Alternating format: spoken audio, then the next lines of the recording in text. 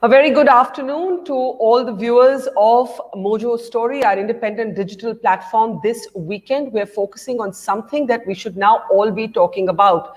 How far are we from a vaccine for COVID-19? And if that vaccine were to prove its efficacy, how will it be rolled out? How will it be produced? Who should get first access to it? Are we even ready? Experts in the field have started talking about how critical it is to prepare for the rollout of the vaccine. Pandemic preparedness is what the chairperson of Biocon, Kiran Shaw, has called it. On the program today, it is my pleasure to welcome Ms. Shaw to this conversation to talk about the all-critical rollout of this vaccine as and when it should be ready. Thank you very much, Kiran. Let me start by asking you, how far do you think we are, in fact, from a vaccine?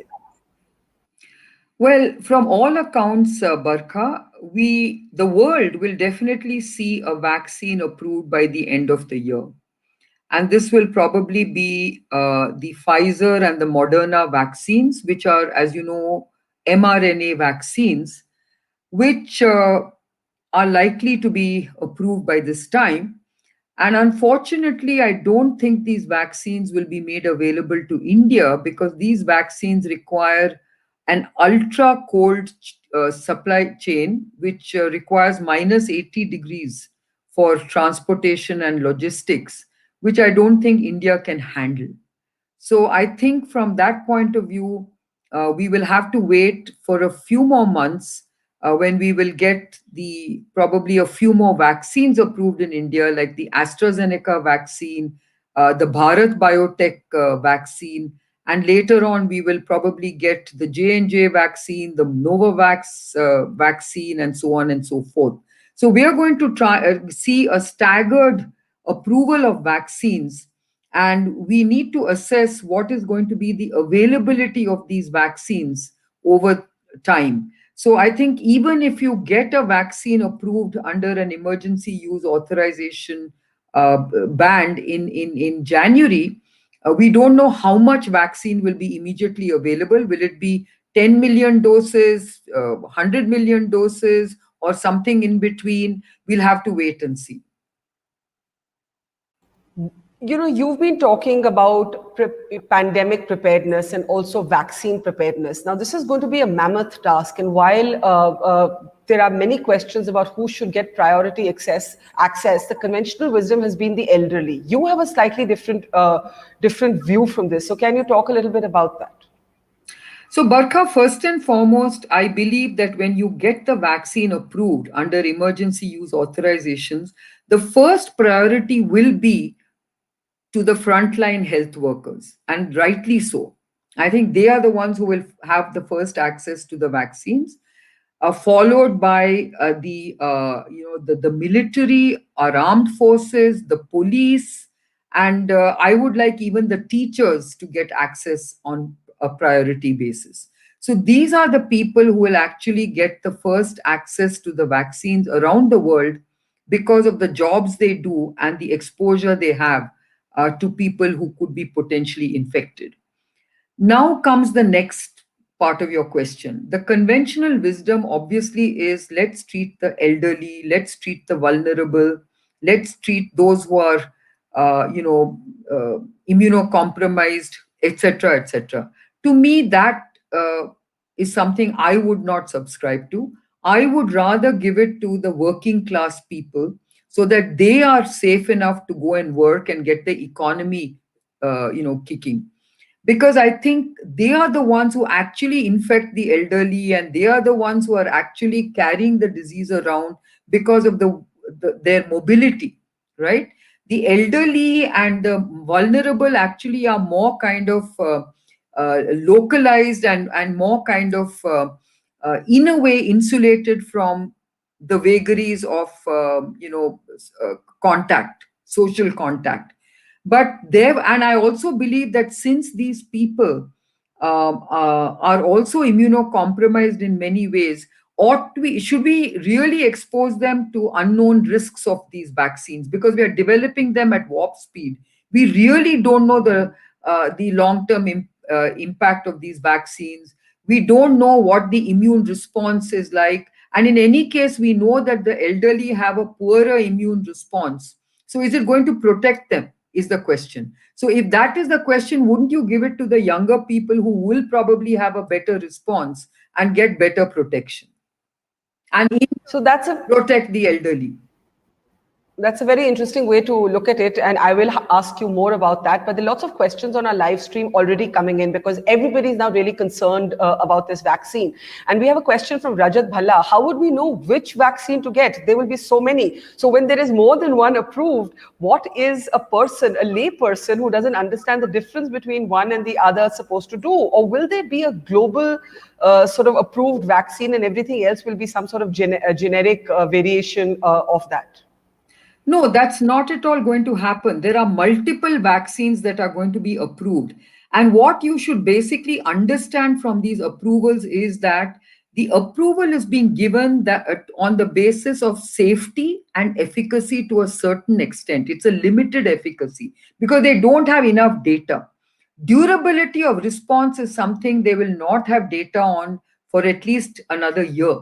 So what you have to basically accept is the fact that this vaccine is safe because it has undergone a large clinical trial, and that it is efficacious in the sense it is giving you an immune response. But how long will that immune response protect you is the big question mark.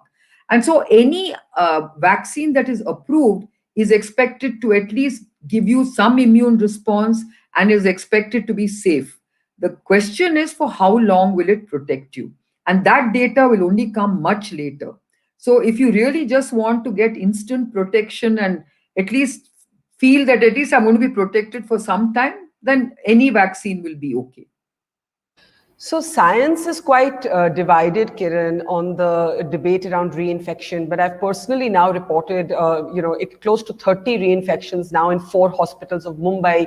We had a similar case in Bangalore. We've had cases like this in Hong Kong. And so what we do not know is whether the antibodies that are generated from an infection are actually neutralizing antibodies. Now, what you seem to be suggesting is that even if the vaccine comes through on schedule, on the timelines that you're talking about, that vaccine could cease to be effective in 3 to 4 months. So what does that mean then for the efficacy of the vaccine? Yeah, so right now there's a lot of data out there to show that there are 2 types of immune response. One type of immune response is the antibody response, which is what you just mentioned, and the other is the T cell response. Now, data is showing that the T cell response will endure for a much longer period of time than the antibody response, because antibodies are showing that they are declining after a certain period of time. And in fact, a recent report even showed that mild cases of COVID-19 didn't even generate detectable levels of IgG antibodies. So you can see that the antibody response is very varied. And that's the reason why even in the convalescent patient plasma therapy area, we are not sure whether the plasma itself has got adequate amount of neutralizing antibodies. And so therefore it may or may not work. In some plasma it might have got a high level of neutralizing antibodies and it might do the job. In many others it may not have any neutralizing antibodies, and that's why it may not work. So I think there's lots of those kind of questions which are unanswered, and that is why the durability of response is still a big question mark. Now, you've spoken of approvals and saying that, you expect the approvals to come through by the end of the year. But the users, the end users on our live stream all want to know when they'll be able to, when regular, ordinary Indians, irrespective of age, class, caste, state, will be able to access this vaccine. So Ranu asks, Ms. Shaw, would you say 6 months or a year? What would be your best idea about this vaccine? I would like to give some optimistic hope to people that if we start getting emergency use authorizations by January this coming year, which I hope will happen because I'm sure the AstraZeneca and the Bharat biotech vaccines could be in that kind of an approval timeline. Then I believe that by March, we should have enough vaccines for the yous and me's to access and avail of those vaccines. because by then you will have more vaccines also coming into the market, like the J&J vaccine, maybe the Zydus Cadila vaccine, the Novavax vaccine, and many others. So the only vaccines which will be approved by the end of the year, but which will not be available to us in India, are the mRNA vaccines, because of what I told you. Now, a very interesting question. If someone has been infected in the past, does that make one less in need of the vaccine, or should one still get the vaccine? And I ask you this, Kiran, as someone who did test positive for COVID, recovered well, but had, I think, a sort of a good level of antibodies, is what you were telling me. Now, would someone like you, who has been infected, need this vaccine as it when it comes? So I personally believe that if we are seeing that the antibody levels are declining, okay, then I might say that okay, I may be one of the ones who might have to delay the use of the vaccine, but I should look at the vaccine, because I can be reinfected, because we know that people are being reinfected, and we are clear that the COVID-19 virus is not protecting you for life if it infects you. So that's the problem. It's not like measles or mumps or any of these other diseases where once you get it, you're almost protected for life. It's like the polio vaccine. If you get the polio vaccine, you don't have to worry about, getting polio for the rest of your life. But unfortunately, flu vaccines are not the same. We have to take annual flu vaccines. And this might be in that same realm where we might have to either take it once a year or once in 2 years. So let me ask you this. You've expressed concern about the mammoth number of human beings that will actually be needed to administer this vaccine. The fact of the matter is, unlike polio, which you mentioned, which is a polio drop, anyone, the ASHA workers at the front line can administer them. This is going to be an intramuscular injection. It requires a certain level of expertise. So where are we going to get the people? That's question one. Question two, there have been some concerns about the temperature at which this vaccine needs to be transported. Now, as we speak, we do not have enough, for example, cryogenic tankers to transport high flow oxygen. That's been one of the concerns for COVID hospitals. So these two things, who is going to administer this vaccine? And B, what is the main challenge for India in the ferrying of this vaccine? And of course, this is all once the vaccine comes and is able to be mass produced and mass supplied. So this is the preparedness planning we need to embark on immediately, Barkha, because I personally believe that it is a mammoth task. This is not about administering drops of vaccines, which can be very easily administered by ASHA workers or A&M workers. This is a vaccine that has to be done by nurses or doctors.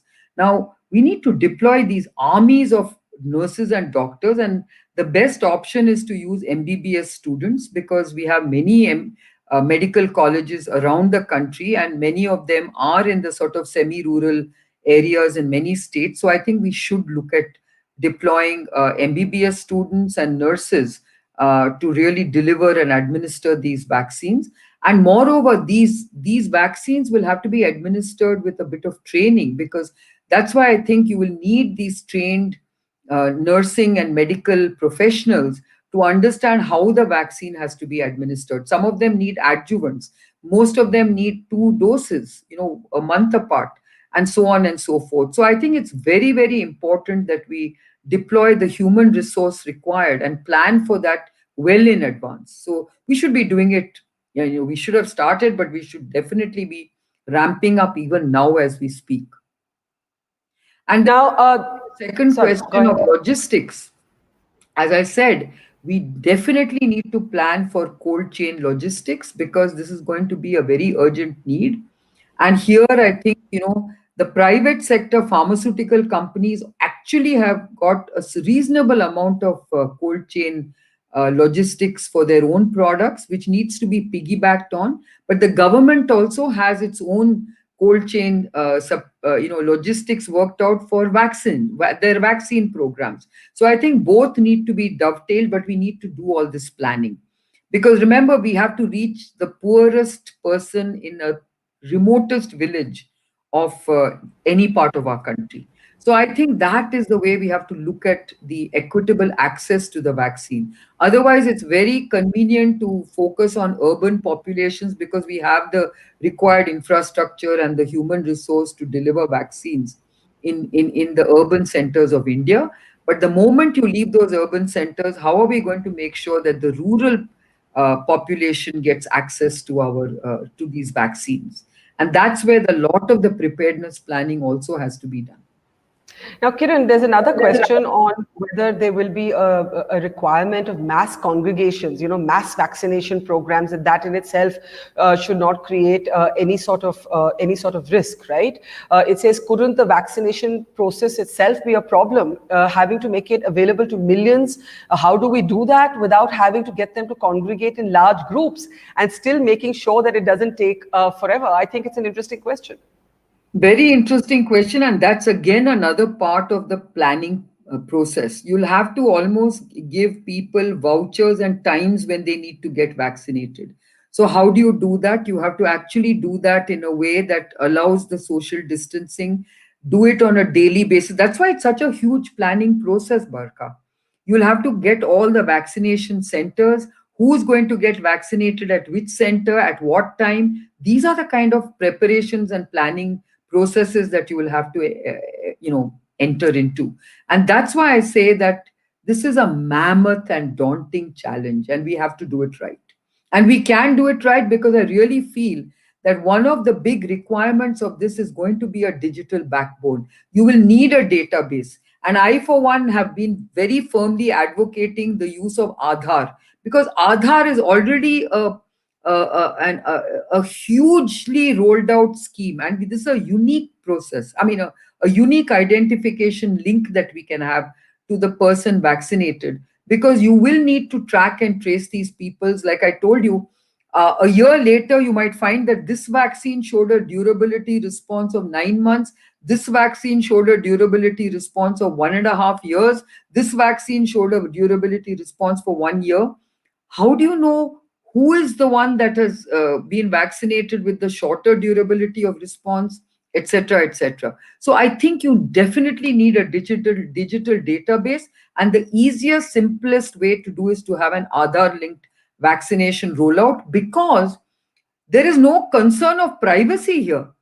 What is the privacy about vaccination data? I don't think anyone is concerned about that. So let's use what is already there, what is very familiar, people are familiar with, and it can be done very fast and in a very large way, because we need speed and scale, and we don't have time to reinvent another digital backbone.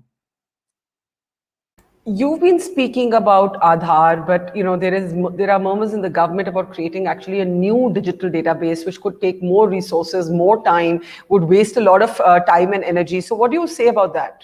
So that's why I'm saying, why are we wasting our resources in reinventing something that is already there at such a large scale, tried and tested, and it works so well? Why do we want to again create another digital backbone, is my question. This can easily be linked to the vaccination data. One of the other questions is about the class disparity. And there's a suggestion here that, do you think the middle class or the rich should be made to pay a higher price for the vaccine so that the money can be used to subsidize the poor? See, first and foremost, I believe that if you prioritize the access to the vaccine to the most marginalized and poor parts of our population, I think people who want to do it out of turn should pay the full price. Okay. I also believe that corporate India should vaccinate its own employees, and they should be allowed to use their CSR funds to do that. And so that's an easy way of doing it. So if you have a CSR policy that says that corporate India will be allowed to use its CSR funds to vaccinate its own employees, then that cost is taken away from the government, right? The second thing is, if any private individual wants to vaccinate out of turn, then they have to pay the full price, and you will be able to do that by, accessing the vaccine. I don't know, from either the makers of the vaccine, or from any distributor who might be able to give it in the retail at a price. But I think the government will have to regulate the flow of vaccines for a certain period of time, until they find that they have a large inventory of vaccines. That's the time when you should be allowed to sell vaccines in the open market. Let me push you a little bit on what you've just said. You've said that those who want it out of turn should be allowed to pay for it. There will be an immediate criticism that the rich of India will pay for that vaccine, the poor will be left behind. And in fact, the state first owes, responsibility to its poorest, most That's marginalized what I said, citizens. Barkha. I said if you prioritize the vaccines to what I just mentioned, that how do you get the well, at least the working class, if the corporates are given a certain ration of vaccines, the poor are vaccinated by the government in a certain way, then I'm saying at that point in time, the rich cannot even, there's no vaccine to buy.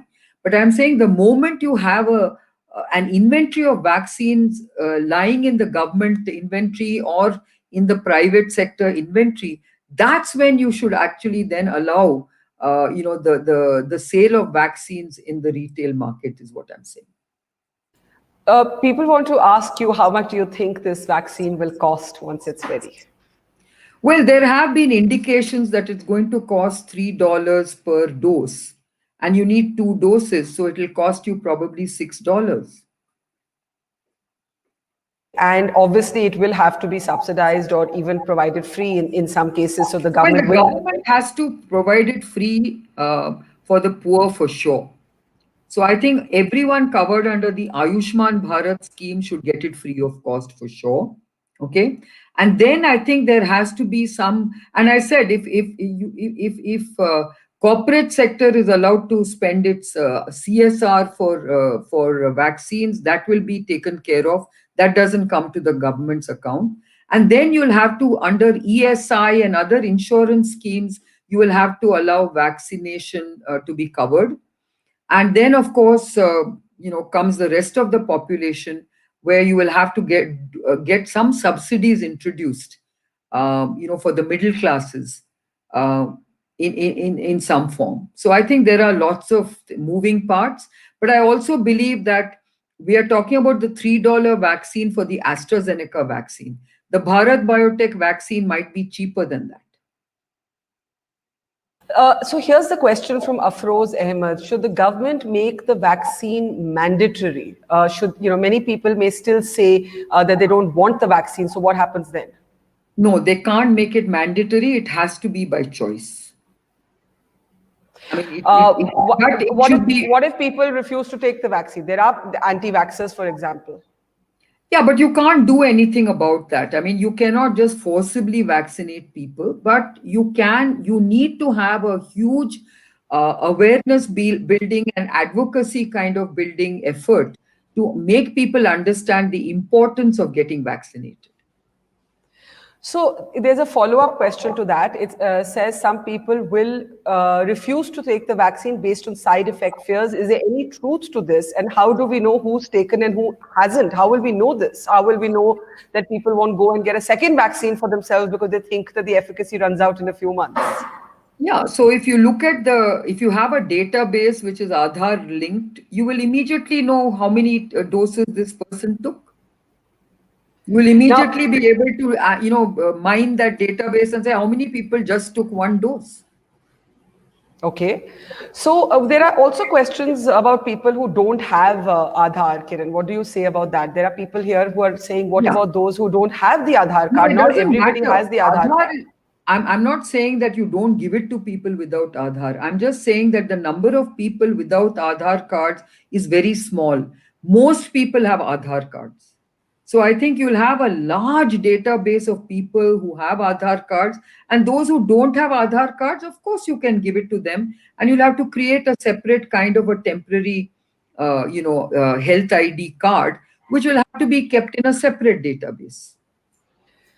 Okay, so let's come back to what your biggest fears are at this point. There are many people here who are not convinced of the timelines that you're talking about. Realistically, when do you think there will be a vaccine in the market? Because we've also seen, for example, vaccine trials being stopped in the middle. We had the Brazil death that took place, and we don't know enough about it. The trial stopped and then it resumed again. No, the Brazil trial was actually a death that happened in the placebo arm. So we should get the facts straight. Secondly, the AstraZeneca and the J&J trials that were stopped have resumed or are resuming imminently. Let me tell you that the AstraZeneca trial that was stopped was because, as you know, one of the volunteers, developed transverse myelitis, a neurological disease. But that person has supposedly recovered, and so they resumed the trial. They allowed the trial to resume, and also remember, the US FDA had a longer hold on that trial because they wanted to get into more data. So once they got through the reams of data that was provided by AstraZeneca, they allowed them to resume it. So it is a very safe vaccine from all the data that we are seeing right now. Now comes the J&J, which they actually put on hold themselves because they must have been concerned about some, immunological response. But then they have also decided to resume the trial because they've addressed the safety concerns. Trials are always halted or held because of any safety concerns that there might be. So I think you should actually take this positively, that if they're resuming the trials, it means that the safety concerns have been addressed.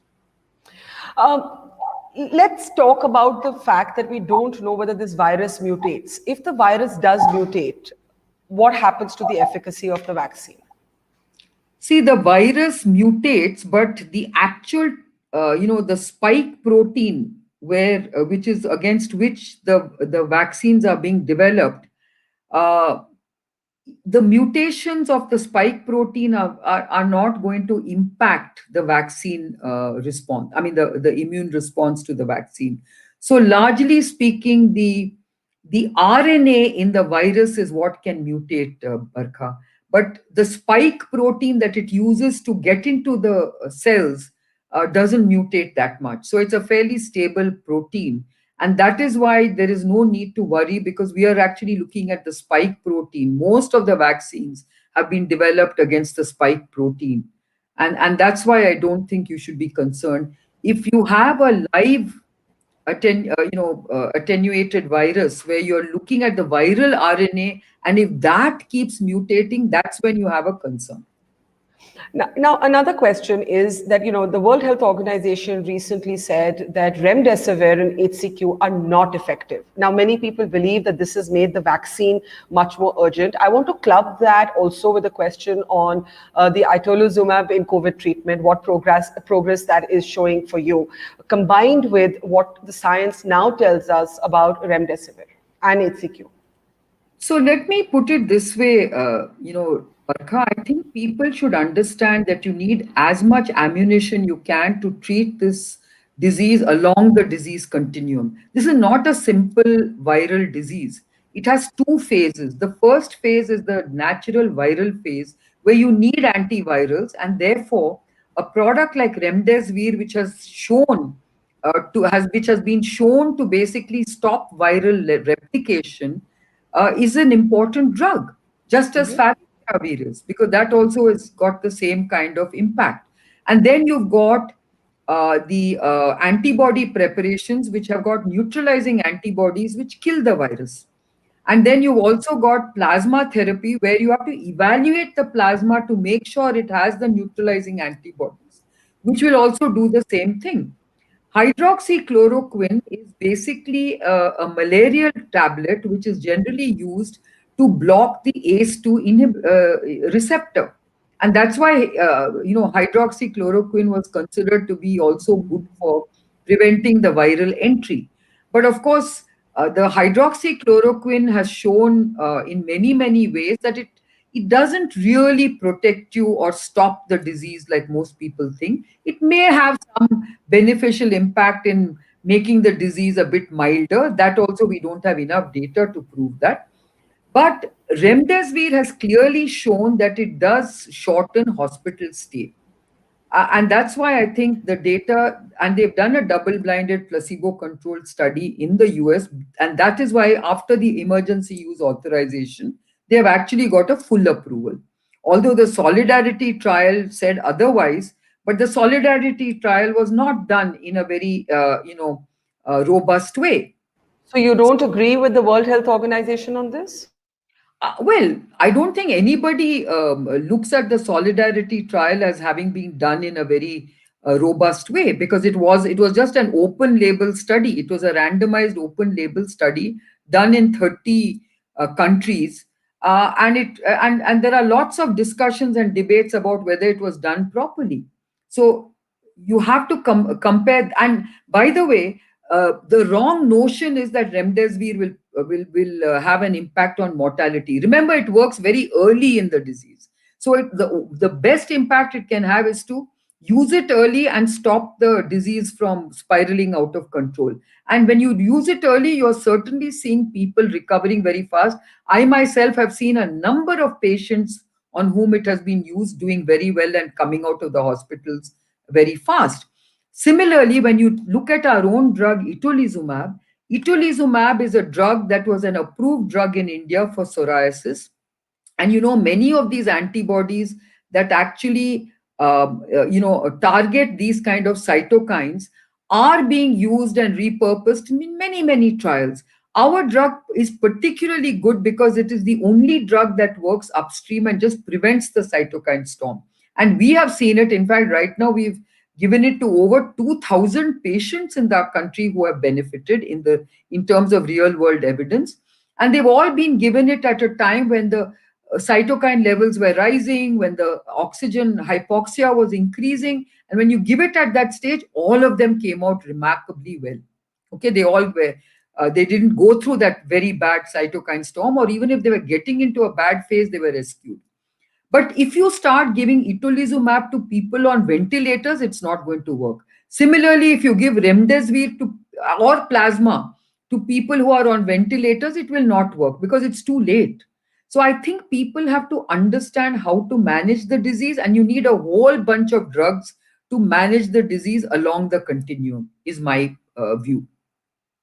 When you were COVID positive, of course, you didn't have a very ferocious attack, Kiran, but what treatment were you given? I think that would be instructive for people to know about. Well, I was at home, so I took favipiravir, which is an antiviral, because I wanted an antiviral to make sure that my virus was under control.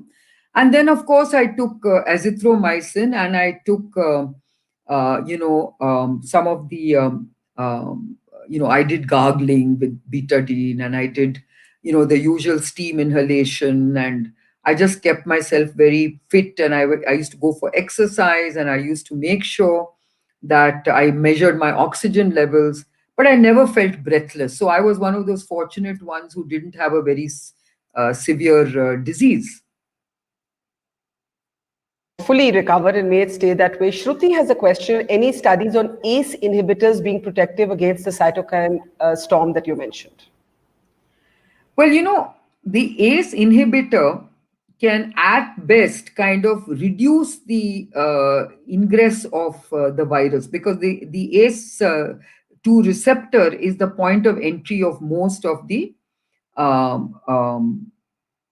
what do you call it is the point of entry of most of these viruses.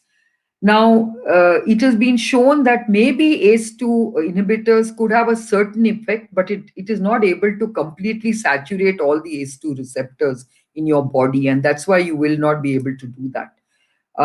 And that's why you need other aspects. And there's another question about steroids. Yes, steroids are very important also. I was going to read that out, if you can take that question as well.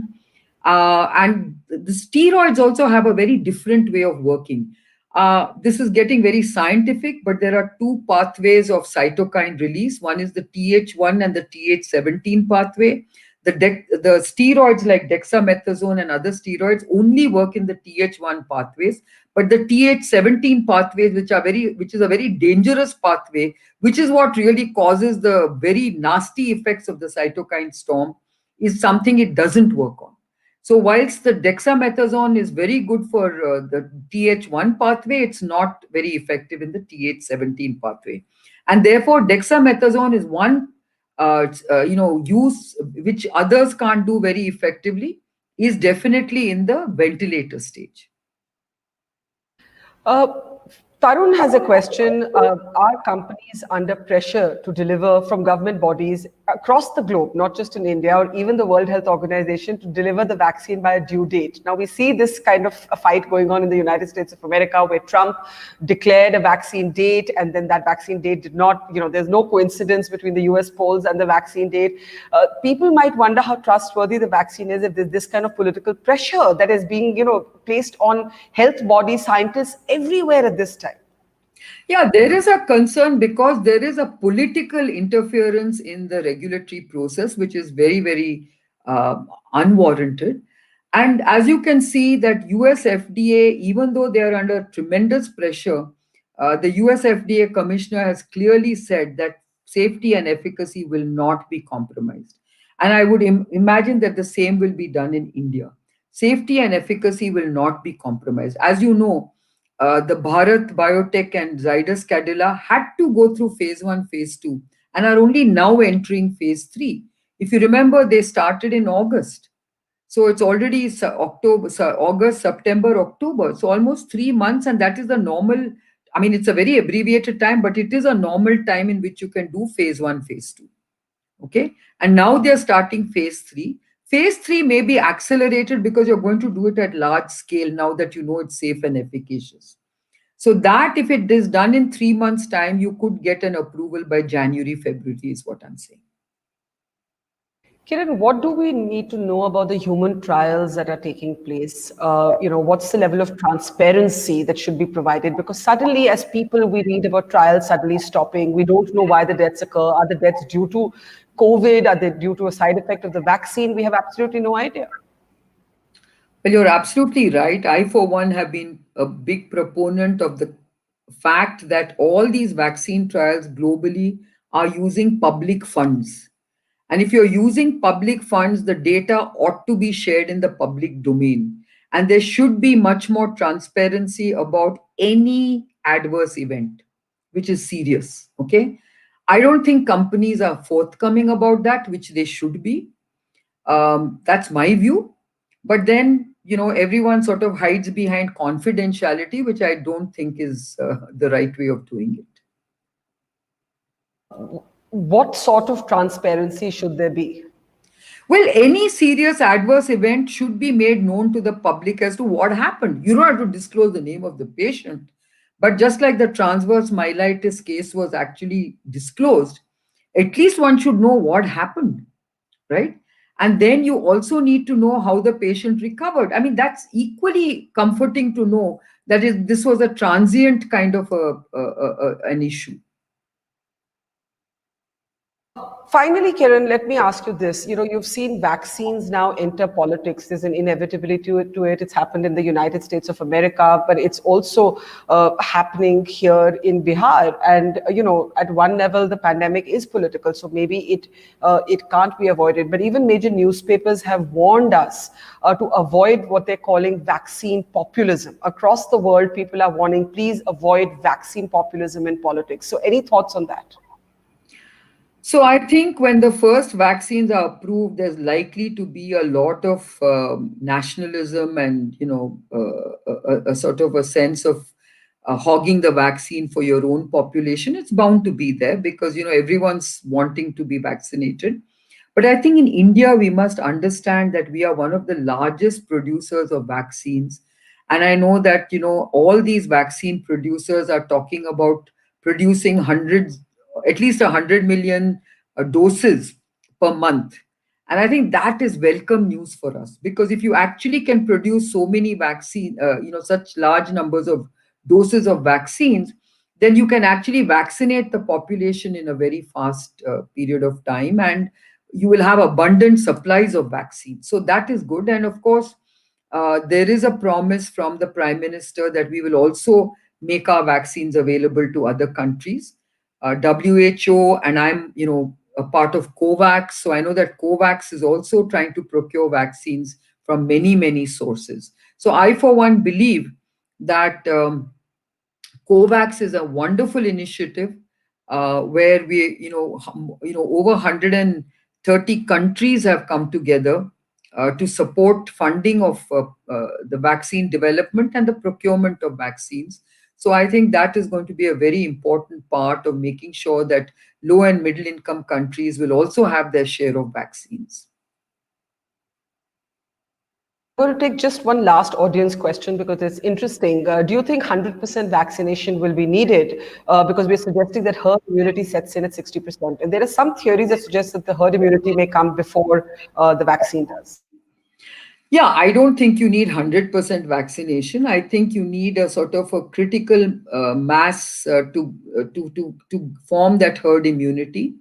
It could, you'll have to look at creating this herd immunity. As they say, 60% levels are adequate. But I also think we need to look at, these dense clusters of populations where you need to create that herd immunity fast. That's the way you have to prioritize. I think you have to look at where are the dense clusters. Those are the people you will have to immunize first to get those herd immunity created. Okay, so in conclusion, if you had to list your top three concerns and the top three bits of advice you would give to the government at this time for India, what would it be? So we've already talked about it. I think vaccine preparedness planning, just like we talked about, it's a humongous task in terms of logistics, in terms of human resource, and in terms of creating the database to capture all this data. We've had a very interesting discussion on many aspects of this, and I'm sure the government also is seized of all these issues. But I think we do need to look at this in a way that gets us really in a state of preparedness when the vaccine does arrive. And therefore, we should be ready by the end of this year. Well, I think I've learned a lot, Kiran, from listening to you, and I know our viewers have. Thank you so much. It's been a pleasure and very, very informative. Thank you very much, Thank you Kiran so Shaw. much. Thank you. Thank you. Thank you so much.